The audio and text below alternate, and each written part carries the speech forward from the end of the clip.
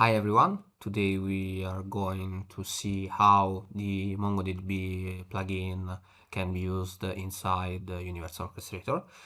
This plugin is a native solution to interact with the Mongo database locally hosted or hosted on a remote server. So let's go inside the design. Let's go inside to create a task template. As we can see, if we search for MongoDB, we'll find all the possible actions that we can perform inside our Mongo database.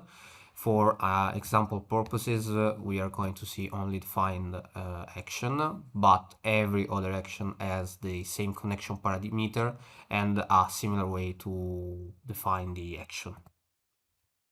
We'll name the task template, we'll assign it a workstation.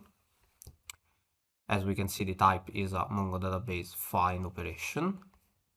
Here we have the connection tab. As we can see, we have the credential. Now I'm writing my own. The password is encrypted for security reasons. And we have the host where the database is hosted. In my cases, for test purposes, I'm going to use a locally hosted database, but we can also use, for example, a based DNS host with the use SRV protocol option.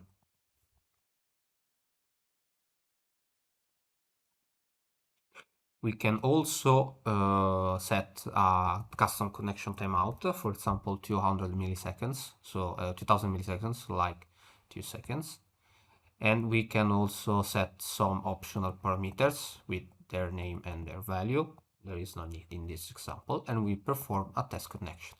As we can see, the database is reachable by this host and with this credential. So we can go next and set the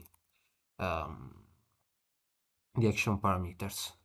The database, as we can see all the databases inside my locally hosted one. We'll use the test as I performed, and we can see all the collection. In my example, there is only the users collection, and we can write the filter document. For example, if I want all the documents, I can just set an empty filter and maybe limit all the entry to 5. So only the first 5 entries of this collection will be displayed and retrieved. We can also specify skip if you want to skip a number of entries. We can specify not only the filter but also the projection and the sort document. And we can finally specify an output file path where all the data retrieved by this query will be stored. So we are going to save this task and run it. Perfect. Now on the monitor, we can see as successful our test find with this log. As you can see, these are the parameters that we used. And these are the output properties. The output properties contains the array of the found documents. So all the documents, as we can see here, 1 through 5 retrieved, the Mongo ID, and all the data. So in this case, we have 5 entries, name, surname, and city.